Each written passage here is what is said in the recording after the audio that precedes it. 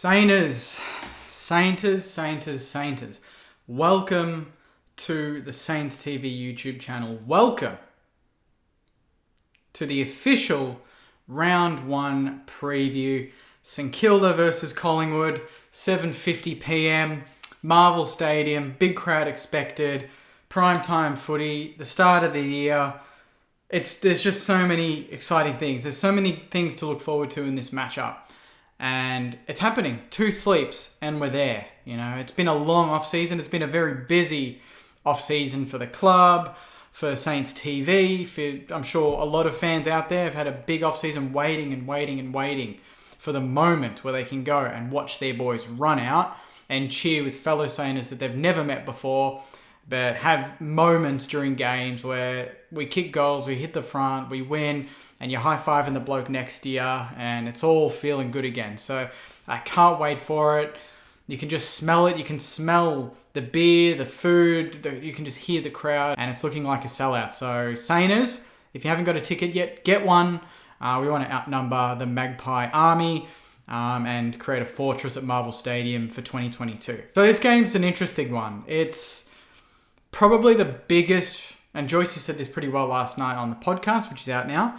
He said it last night in that this is a big round 1 game for us. This is one of the biggest round 1 games we've had in a long time. It's because, 1, Friday night footy. The country is watching. 2, it's against Collingwood, one of the biggest clubs in the land. 3, we're expected to win. We are favourites for a reason. We are the better team. We need to make a stand and win well.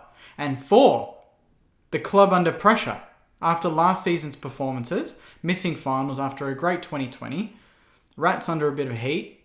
There are so many reasons why this game is huge for us. And there's so many reasons why if we deliver and we put in the performance that I really think we're capable of, this can set us up for the rest of the season. But on the flip side, if we don't deliver, and I don't want to talk about that too much because I don't want to be negative Nancy before the game's even started, but if it doesn't come away the way we want, what does that do for the rest of our season, or at least for the next couple of weeks when we're expected to win? We're playing, not only Collingwood are expected to beat, there are a number of teams in the first 10 weeks that we're expected to beat, and it starts Friday night, where we need to live with these expectations. We need to invite them and be excited by them and thrive with them. We need to not be afraid to be favoured, and that's something that Saints teams have all, it's been too common in the last couple of years. When we're favoured to win, we fail. Favoritism for us equals failure. We need to change that narrative, and that has to happen Friday night. We need to win, and we need to win well. Now, I say win well. You look across the ground, there's 2 pieces here in terms of the overall matchups where we can get them. Backline, I think we've got them covered. I think they've got Cox, they've got Elliott, they've got Cameron. DeGoey will go there as well, but I think he'll primarily play as a midfielder. Elliott always seems to get off the leash against us and play well. Cox, we just need to be disciplined with him. We don't want to let him stand there and mark everything.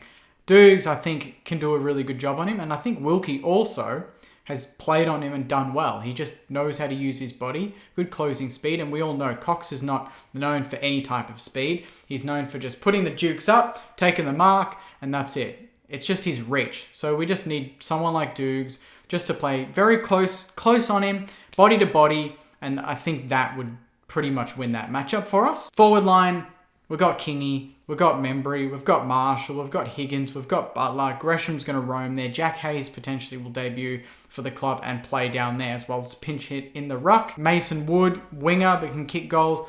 We've got a lot of players in this lineup I think we'll see announced tomorrow night. We've got a lot of players that can kick goals.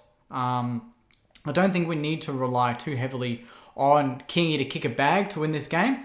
I think we can have an even spread. And I think Collingwood probably don't have the matchups for all of them. Maybe for 1 or 2, but I think we can stretch them. They're missing Jordan Roughhead.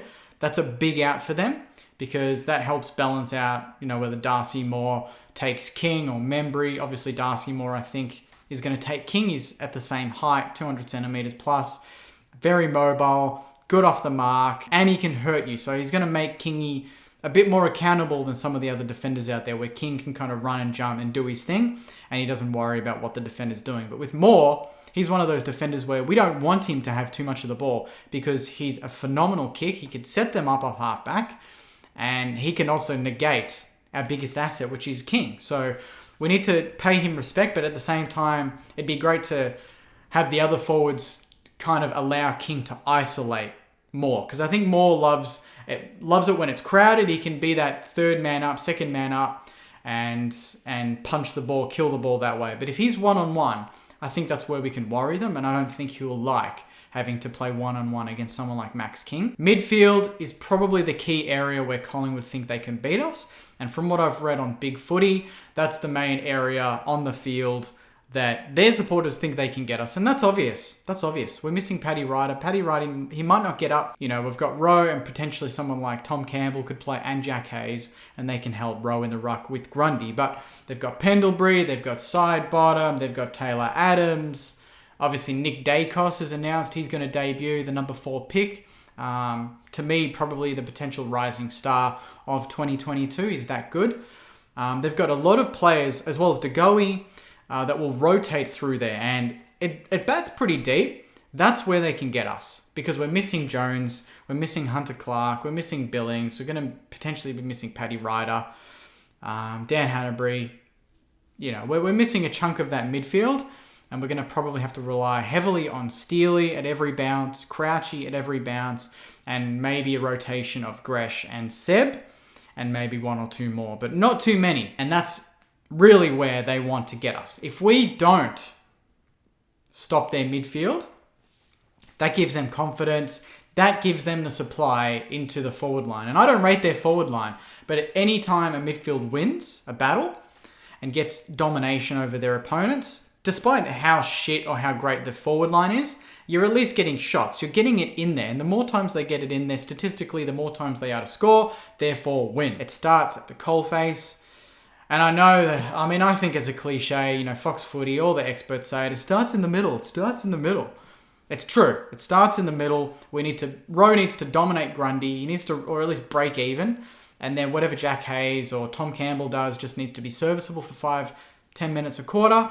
And then the rest of the time, we just need our mids to be honest, match up well against Pendlebury, Taylor Adams, and Sidebottom, and we'll be okay.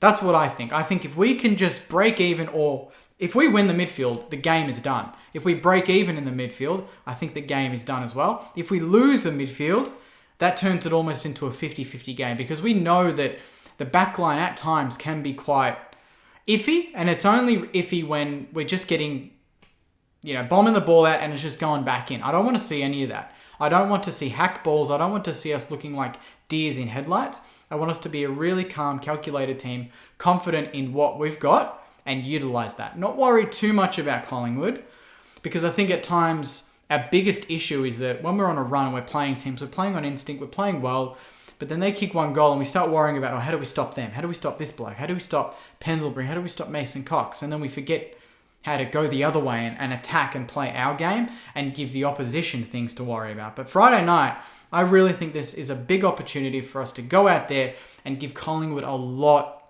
of things to worry about. They've got some players under injury clouds, but players that they think will play.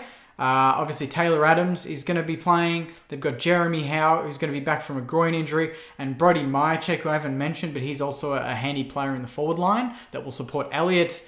They've got Isaac Quaynor, who's a very good ball user, and then obviously Nick Dacos. But they will be missing Jordan Ruffett, as I said, and Nathan Kruger, who they picked up this year, who was, I think, the delisted player we were looking at that played at Geelong. Missing a couple of tools, but they get a couple of players back, and obviously their midfield is pretty much full strength. So that's the area we need to target. I think we need to utilise Brad Hill. I think this is a game where Collingwood don't have the forwards to negate Brad Hill, Jack Sinclair, and even someone like a Jimmy Webster, who in my best 22, I think, could play off halfback.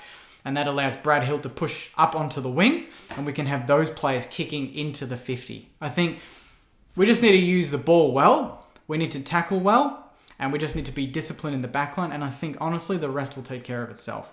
Collingwood, on their day last year, were a dangerous team, and they surprised a few teams.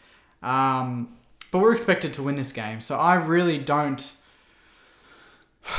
want to think about what I would do if we lost and I had to do a review. I really want us to go out there. It's been too long since we've really put a team to the sword for 4 quarters.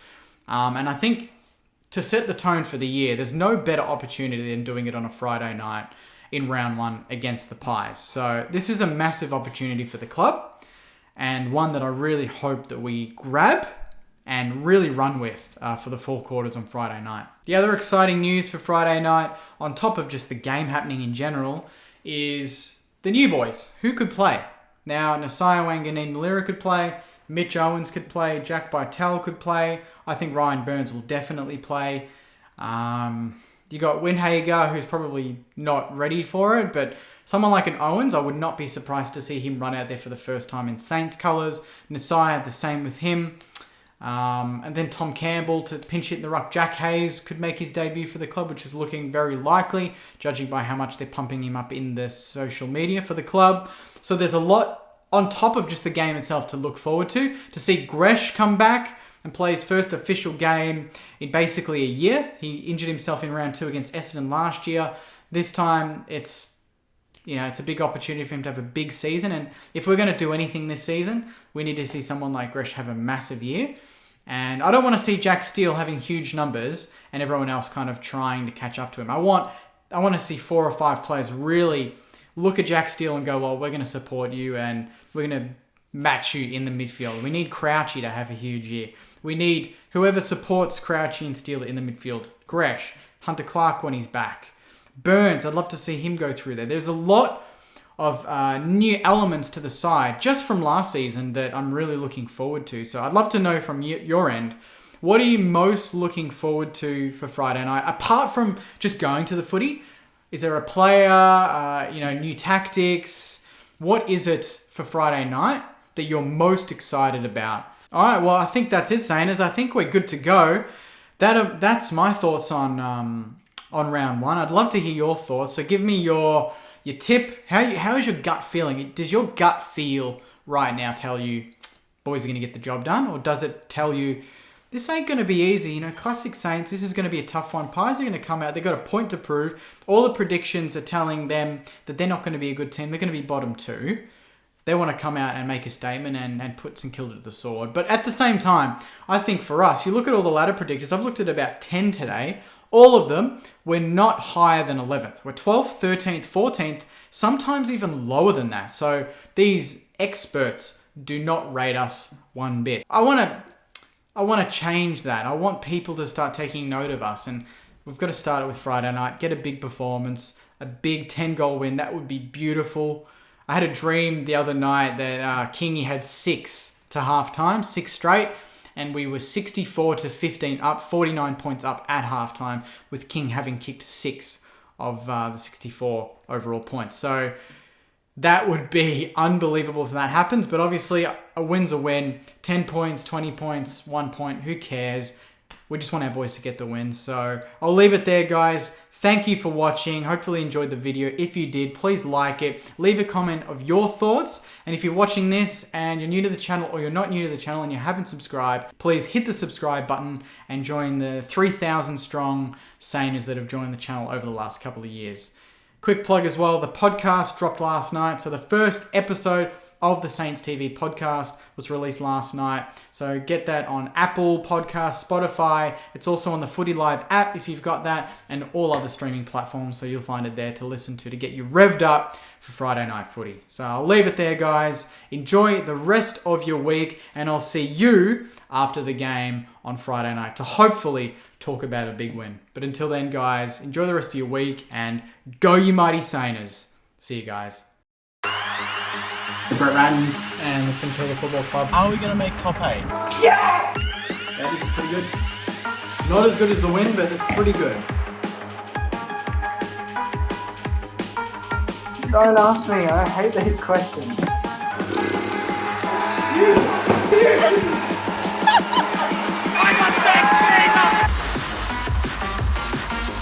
I'm a bit upset that I'm drinking.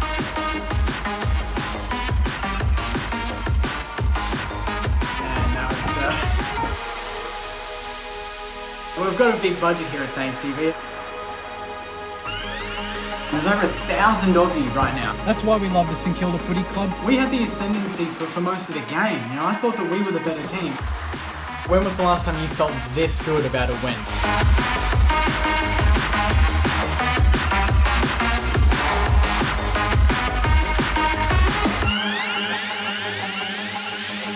Get into it.